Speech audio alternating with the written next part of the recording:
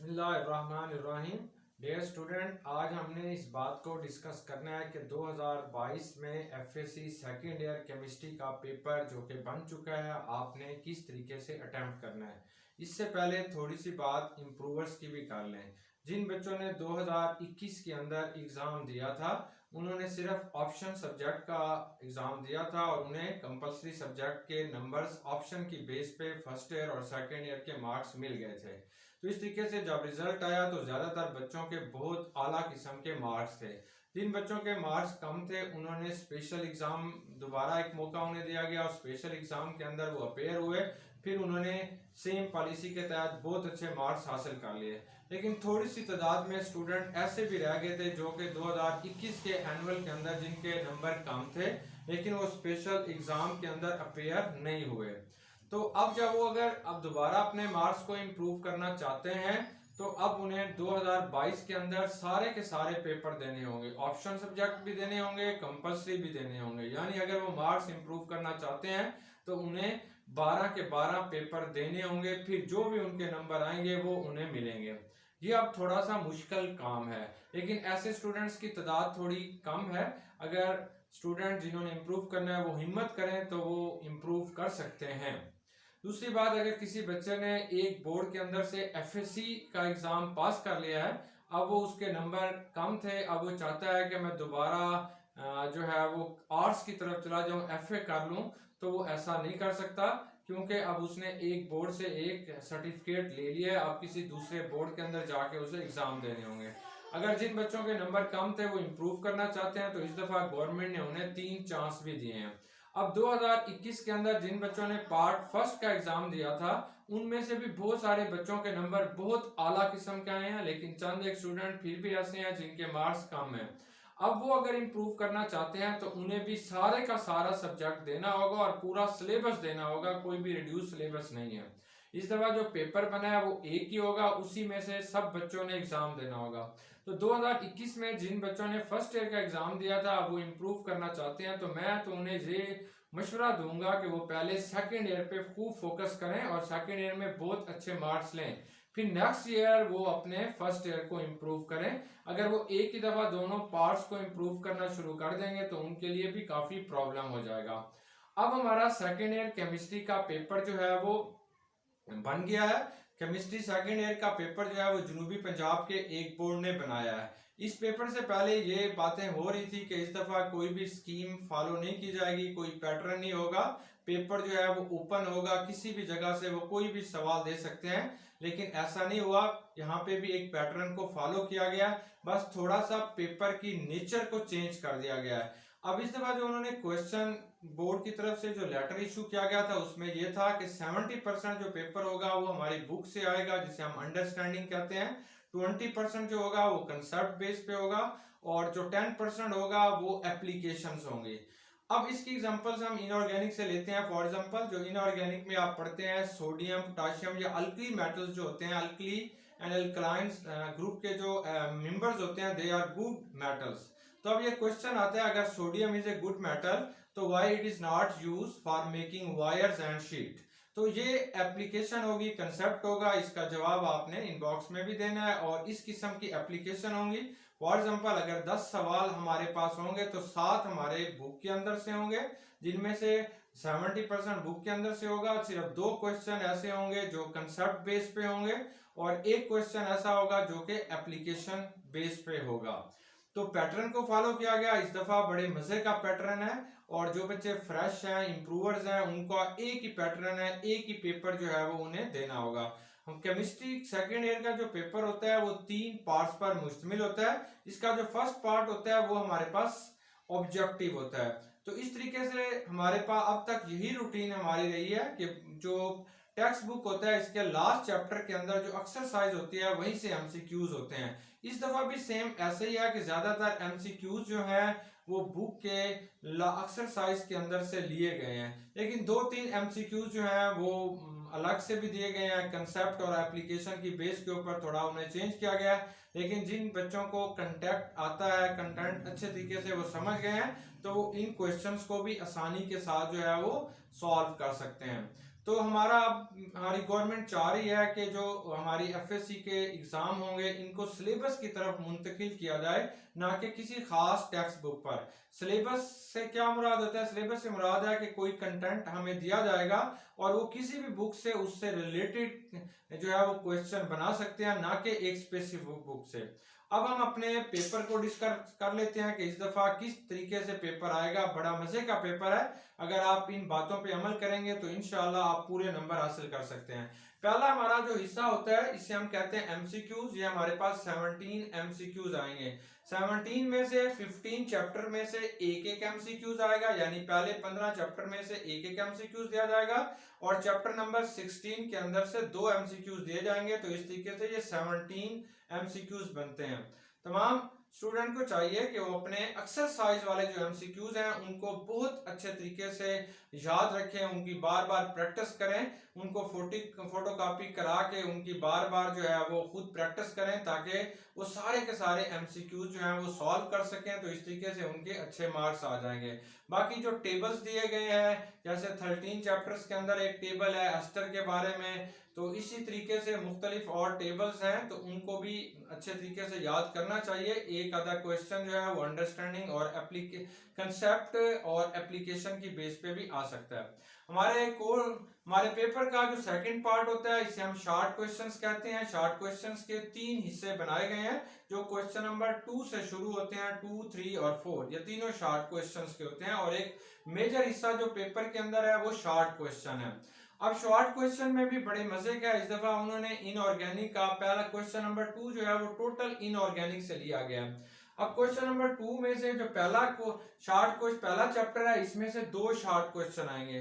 पहला चैप्टर जो है इसमें जो शॉर्ट क्वेश्चन है वो पीरियोडिक टेबल के मुतालिक होंगे, या सेकंड हमारा जो आ जाता है वो ट्रेंड आ जाते हैं, physical trend in periodic table. अगर आप इन प्रॉपर्टीज को अच्छे तरीके से याद कर लेते हैं कि इनका ट्रेंड क्या है, atomic size, ionisation energy, electron affinity, electron activity, metallic character, hydration energy, तो इन्हीं में से शॉर्ट क्वेश्चन आएगा कि हाइड्रेशन एनर्जी राइट से लेफ्ट उसके साथ क्या होता है, टॉप से बॉटम क्या होता है। सिमिलरली आयोनाइजेशन एनर्जी के मुतालिक भी होगा और हम आसानी के साथ इन क्वेश्चंस को भी सॉल्व कर सकते हैं, बहुत आसान क्वेश्चन होगा।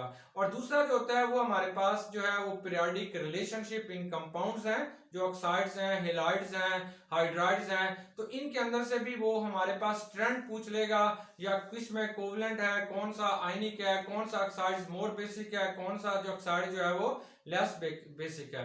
इस तरीके से आपने जब आप पूरे चैप्टर के ये शॉर्ट क्वेश्चन कर लेंगे, फिर आपने की पॉइंट्स को भी बहुत अच्छे, एक्सरसाइज के जो की पॉइंट है वो अक्सर स्टूडेंट उनको नहीं पढ़ते, वो भी लाजमी तौर पर पढ़ने हैं, और एक्सरसाइज के अंदर जो शॉर्ट क्वेश्चन दिए गए हैं उनको भी सॉल्व लाजमी करना है। जैसे हमारे पास जो शॉर्ट क्वेश्चन आ जाता है, ये क्वेश्चन नंबर 14 जो होता है, ये खासकर हमने इस शॉर्ट क्वेश्चन को लाजमी करना है। यहाँ से जो है वो सारे के सारे शॉर्ट क्वेश्चन यहीं से मोस्टली दिए जाते हैं। अब चैप्टर नंबर 2 जो है इसके अंदर से 2 शॉर्ट क्वेश्चन दिए जाएंगे। अब चैप्टर नंबर 2 जो है अगर आप इसे कर लेते हैं, ये इनऑर्गेनिक का पोर्शन है, प्रैक्टिस से आएगा, तो यहाँ पे पहले इलेक्ट्रॉनिक कॉन्फ़िगरेशन है, फिर पीरियोडिक ट्रेंड है, यानी सारे का सारा एक टेबल दिया गया है। इस टेबल को आपने अच्छे तरीके से पढ़ना है, इसके अंदर ट्रेंड देखना है, डेंसिटी किस एलिमेंट की ज्यादा है, किसकी कम है, आयोनाइजेशन एनर्जी, इलेक्ट्रॉन अफिनिटी का क्या ट्रेंड है।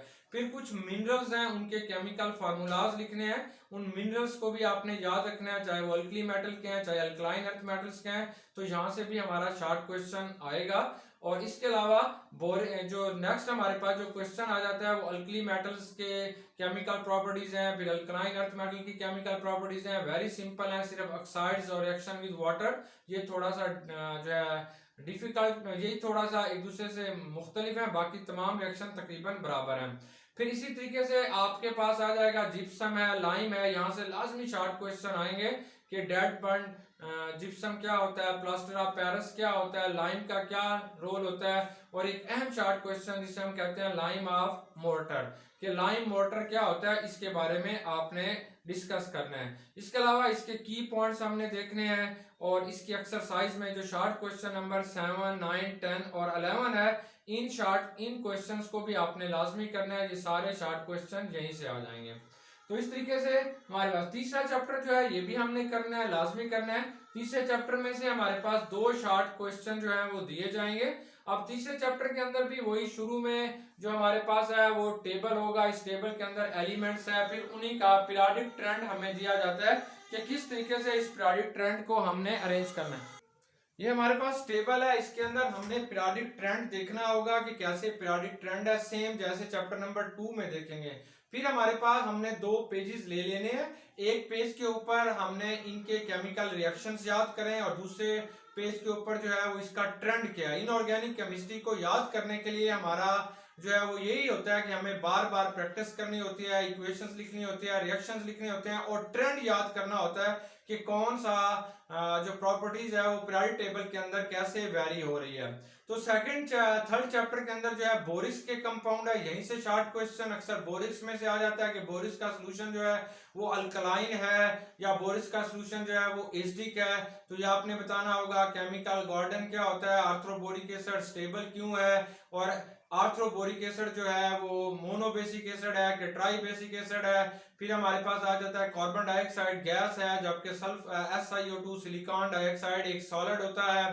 फिर सिलिकॉन से आ जाता है कि सिलिकॉन्स को हम क्यों यूज करते हैं एज ए लुब्रिकेंट, पेट्रोलियम को नहीं यूज करते। फिर सेमीकंडक्टर से हैं और कुछ शॉर्ट क्वेश्चन जो हैं वो लेड से आ जाते हैं। यानी चैप्टर नंबर 3 के अंदर जो केमिकल इक्वेशंस याद करनी है वो कोई खास नहीं है, सिर्फ बोरिक्स के अंदर कुछ हैं और कुछ केमिकल रिएक्शन आर्थ्रोबोरिक एसिड के हैं, जबकि एल्यूमिनियम के जो रिएक्शंस हैं वो सिर्फ एसिड और बेस के साथ है। और एल्यूमिनियम जो होता है वो नाइट्रिक एसिड से रिएक्शन नहीं करता, इसलिए एल्यूमिनियम को नाइट्रिक एसिड के अंदर नाइट्रिक एसिड को ट्रांसपोर्ट करने के लिए एल्यूमिनियम के बर्तन के अंदर रखा जाता है। बाकी ये आसान है। इसका लास्ट पोर्शन जो होता है वो लेड पेंट्स हैं कि लेड जो होता है वो पेंट इंडस्ट्री में हम इस्तेमाल करते हैं, क्योंकि लेड जो होता है वो मुख्तलिफ कलर्स देता है। तो ये भी अगर आप एक कॉपी पे अलग से लिख लेंगे तो आपको ये बहुत आसानी से याद हो जाएंगे। तो इस तरीके से ये 3 चैप्टर आप याद कर लेंगे तो बहुत अच्छे आप क्वेश्चन भी सॉल्व कर लेंगे, MD कैट में भी आप बेटर रिजल्ट दिखा सकते हैं। फिर हमारे पास आते हैं चैप्टर नंबर 4। चैप्टर नंबर 4 इस दफा बड़ी मजे की बात है, चैप्टर नंबर 4 में से सिर्फ 2 शॉर्ट क्वेश्चन आ रहे हैं MCQs के लिए, तो आप इसकी एक्सरसाइज के MCQs याद कर लेंगे। अगर आपने इसके MCQ इसको चैप्टर को नहीं करना तो बेशक आप छोड़ भी सकते हैं, अगर आप इसे करना चाहते हैं तो कर भी लें। इसमें चंद एक क्वेश्चन है जो आपने करने हैं। सबसे पहला क्वेश्चन जो होता है ऑक्साइड्स ऑफ नाइट्रोजन है, तो वो उसके उनकी स्ट्रक्चरल फार्मूला ड्रा करना होता है। सेकंड क्वेश्चन जो है वो अक्सर आता है कि लाफिंग गैस का फार्मूला क्या होता है, नाइट्रस ऑक्साइड N2O। बाकी जितने भी नाइट्रोजन के ऑक्साइड्स होते हैं वो सारे कलरलेस हैं, सिर्फ नाइट्रोजन डाइऑक्साइड जो होता है ये ब्राउन कलर का होगा। तो ये एक MCQs भी है, शॉर्ट क्वेश्चन भी है। फिर हमारा एक शॉर्ट क्वेश्चन आ जाता है what is effect of temperature on nitrogen dioxide, ये आपने कर लेना है। फिर हमारे पास नेक्स्ट आता है what is fuming nitric acid, क्या होता है। SO3 सल्फर ट्राइऑक्साइड को हम सल्फ्यूरिक एसिड में क्यों डिसॉल्व करते हैं, सल्फर ट्राइऑक्साइड को पानी में क्यों डिसॉल्व नहीं किया जाता। एक्वा रिजिया क्या होता है। NO2 as a oxidising agent, as a reducing agent के तौर पर हम कैसे इस्तेमाल करते हैं। तो इस तरीके से सल्फ्यूरिक एसिड जो होता है as a dehydrating agent, sulphuric acid as a oxidising agent, और फास्फोरस कौन से एलोट्रॉप शो करते हैं। ये 5-7 जो है वो शॉर्ट क्वेश्चन हमने करने होते हैं। इसके अलावा एक्सरसाइज से जो क्वेश्चन हमने सॉल्व करने हैं वो 4 है, 7 है, 8 है और 10 जो है वो एक्सरसाइज से हैं, ये शॉर्ट क्वेश्चन आ जाएगा। फिर हमारे पास चैप्टर नंबर 6 इसमें शामिल किया गया है। चैप्टर नंबर 6 जो होता है वो आपने इससे लॉन्ग क्वेश्चन करने हैं। इनऑर्गेनिक पोर्शन से अगर आप इस दफा थोड़ी चेंजिंग की गई है, लॉन्ग क्वेश्चन पहले और तीसरे चैप्टर का लिया गया है और दूसरे और छठे चैप्टर को मिक्सअप किया गया, चौथे और पांचवें को छोड़ दिया गया है। तो छठे चैप्टर के जो है इसे आपने लॉन्ग के लिए करना है, तो मेरे ख्याल में ये पूरा चैप्टर आप करेंगे। फिर भी शॉर्ट क्वेश्चन जो होते हैं ये आमतौर पर हमारे पास कंपैरिजन आ जाते हैं और ट्रांजिशन एलिमेंट्स और नॉन ट्रांजिशन एलिमेंट्स क्या होते हैं, टिपिकल नॉन टिपिकल क्या होते हैं, प्रॉपर्टीज आ जाएंगी, पैरामैग्नेटिज्म, डायमैग्नेटिज्म। तो ये आमतौर पर इनके अंदर थोड़ा सा कंपैरिजन या डिफरेंशिएशन करना होता है। कोरियम क्या होता है, या हमारे पास क्रोमेट्स डाइक्रोमेट्स का स्ट्रक्चरल फार्मूला क्या होगा, ऐसे पोटेशियम परमैंगनेट और मैग्नेट का स्ट्रक्चरल फार्मूला क्या होगा, एसिड और बेस का उनके ऊपर असर क्या होगा। तो ये हमारा जो है वो छठा चैप्टर है, यहाँ से आपने 2 क्वेश्चन करने हैं और अगर आप एक्सरसाइज से भी इसके शॉर्ट क्वेश्चन है 4, 5, 8 उनको भी आपने अच्छे तरीके से देख लेने हैं। तो फिर 15 चैप्टर है, ये तो मजे का चैप्टर है, इंडस्ट्रियल है। पहले फर्टिलाइजर्स के बारे में है, मैक्रो मॉलिक्यूल्स क्या होते हैं, माइक्रो क्या है, फर्टिलाइजर्स कौन सी कहाँ इस्तेमाल करते हैं। एक फेवरेट इसका शॉर्ट क्वेश्चन ये है कि अमोनियम नाइट्रेट को पैडी राइस में हम क्यों इस्तेमाल नहीं करते, तो इस शॉर्ट क्वेश्चन को भी आपने कर लेना है। फिर सीमेंट की कंपोजिशन है कि 7 डेज में कितने रिएक्शंस होते हैं, 24 आवर्स में कितने होते हैं, पेपर है, फिर प्रिपरेशन ऑफ पेपर है, और फिर वुडी और नॉन वुडी मटेरियल वगैरह। तो ये हमारा जो है वो यहाँ से शॉर्ट क्वेश्चन आ सकते हैं जो आपने करने हैं।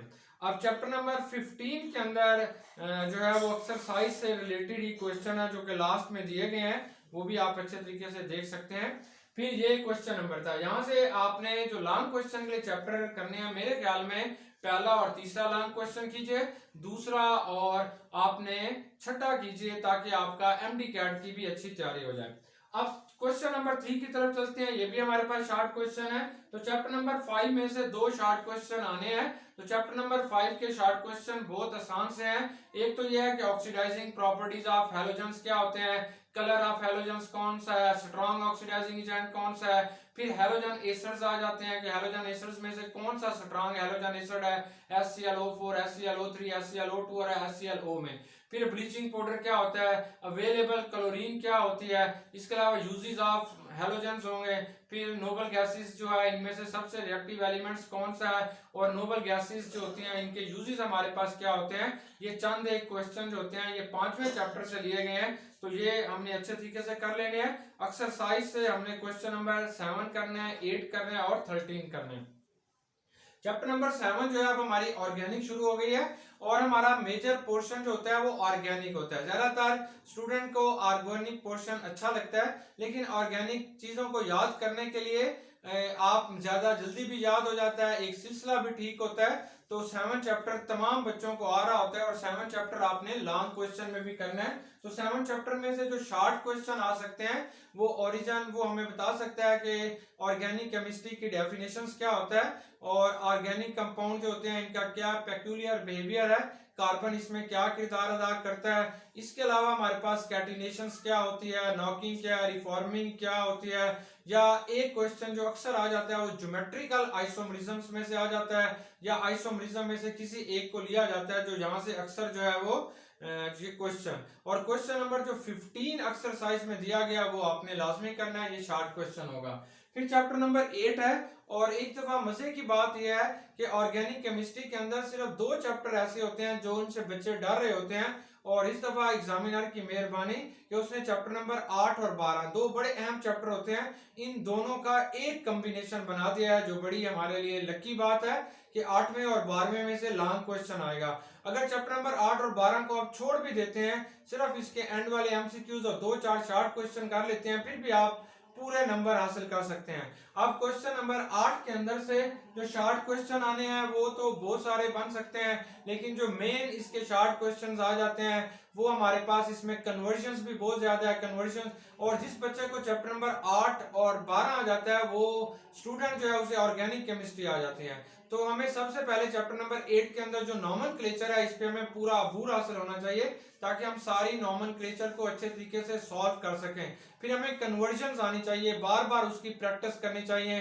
फिर कंपैरिजन आता है, फिर इनके अंदर डिफरेंशिएट आता है, रिडक्शन, हेलोजिनेशन में क्या फर्क है ये हमने सब देखने होते हैं। ये सब चैप्टर नंबर 8 के अंदर से हैं। मार्कोनी प्रूफ रूल क्या होता है, एपोक्साइड्स क्या होता है, या हमारे पास आ जाता है कि एसिडिक बिहेवियर ऑफ अल्काइंस क्या होते हैं। तो ये शॉर्ट क्वेश्चंस आएंगे, और ये चैप्टर नंबर 8 से हैं। अगर आपको चैप्टर नंबर 8 आता है तो आप बड़े लकी स्टूडेंट हैं, क्योंकि मेजर पार्ट एमडी कैट का जो है वो चैप्टर नंबर 8 के अंदर से आएगा, और ये हमारी सेकेंड ईयर केमिस्ट्री का दिल है, एक अहम चैप्टर है जिससे अक्सर बच्चे जो है वो घबरा जाते हैं। लेकिन इस दफा कॉम्बिनेशन में इस चैप्टर को चैप्टर नंबर 12 के साथ मिला दिया गया है, और ये हमारी एक लक भी है कि ये बड़ा अच्छा जो है वो पेपर आप अटेम्प्ट कर सकते हैं।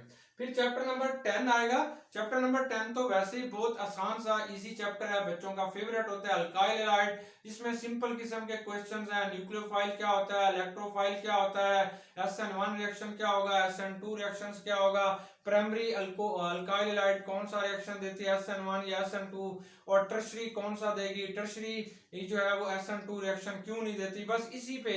और वीक न्यूक्लियोफाइल क्या होगा, स्ट्रांग न्यूक्लियोफाइल क्या होगा, गुड लिविंग ग्रुप क्या होगा, बैड लिविंग ग्रुप क्या होगा, ये क्वेश्चन हमारे पास आ जाते हैं। और कुछ डिफरेंशिएट भी एक दफा आया था, what is differentiate between base and nucleophile के अंदर क्या फर्क होता है, व्हाट इज बीटा एलिमिनेशन क्या है, 1-1 एलिमिनेशन क्या है, 1-2 एलिमिनेशन क्या है। तो ये इस चैप्टर के शार्ट क्वेश्चंस होंगे, चैप्टर नंबर 10 के जो आपने, और एक्सरसाइज के जो क्वेश्चन है वहां पे कन्वर्जन्स बहुत ज्यादा हैं, और इन ऑर्गेनिक केमिस्ट्री को समझने के लिए कन्वर्जन्स की प्रैक्टिस करना इंतहाई जरूरी है। तो इसको भी आप प्रैक्टिस करके बेहतरीन तरीके से तैयार कर सकते हैं। अब हमारे पास क्वेश्चन नंबर 14 है, ये मैक्रोमॉलिक्यूल्स हैं। मैक्रोमॉलिक्यूल्स के बारे में ये चैप्टर हमें दिया गया, यहाँ पे दो शार्ट क्वेश्चन आएंगे। शुरू में मैक्रोमॉलिक्यूल्स की डेफिनेशंस हैं, पॉलीमर्स हैं, फिर एडिशन और कंडेंसेशन पॉलीमर्स में डिफरेंशिएट, फर्क भी आ सकता है, प्रोसेस भी आ सकता है। फिर हमारे पास जो होता है इसके अलावा ये सिंथेटिक पॉलीमर्स कौन से होते हैं और नेचुरल पॉलीमर्स कौन से होते हैं, कार्बोहाइड्रेट्स क्या है, ग्लाइकोसिडिक बॉन्ड क्या होता है, ग्लाइकोसिडिक लिंकेज क्या है, 1,4 लिंकेज क्या है, 1,6 लिंकेज क्या है, अल्फा ग्लूकोज क्या है, बीटा डी ग्लूकोज क्या होता है, या मोनोसेक्राइड, डाइसेक्राइड, ओलिगोसेक्राइड, इसमें से, या प्रोटीन के अंदर से क्वेश्चन, या लिपिड्स के अंदर से आ सकता है। लिपिड्स के अंदर बहुत सारे हैं कि अनसैचुरेशन क्या होती है, सैचुरेटेड लिपिड्स क्या होती हैं, रेंसिडिटी क्या होती है, डीनेचुरेशन ऑफ प्रोटीन क्या होगी। तो ये वाले भी हमारे पास जो है वो क्वेश्चन है आ सकते हैं। तो इन क्वेश्चंस को भी आपने बहुत अच्छे तरीके से जो है वो सॉल्व करेंगे, अच्छे तरीके से आप इन्हें याद करेंगे। नेक्स्ट हमारे पास जो आएगा ये क्वेश्चन नंबर 4 है, ये चैप्टर नंबर 9 के अंदर से क्वेश्चन आते हैं। चैप्टर नंबर 9 हमारा एक अहम चैप्टर है, ये स्ट्रक्चर ऑफ बेंजीन के बारे में पूछा जाता है, या ज्यादातर ये शार्ट क्वेश्चन जो है वो ओरिएंटेशन ऑफ बेंजीन से लिए जाते हैं, बाजुकात नोमेनक्लेचर के साथ भी लिखे जाते हैं, बाजुकात इसका जो है रिएक्शंस भी लिए जाते हैं कि इलेक्ट्रोफिलिक सब्स्टिट्यूशन रिएक्शन बेंजीन क्यों शो करती है। क्वेश्चन नंबर 11 जो है ये अल्कोहल, फिनोल और ईथर में है। यहाँ पे ज्यादातर क्वेश्चन जो है वो डिफरेंशिएशन पूछा जाता है कि प्राइमरी अल्कोहल में क्या फर्क है, सेकेंडरी अल्कोहल क्या होती है, लुकास टेस्ट क्या होगा, आइडोफॉर्म टेस्ट क्या होता है। इन टेस्ट को हमने बार बार करना होता है।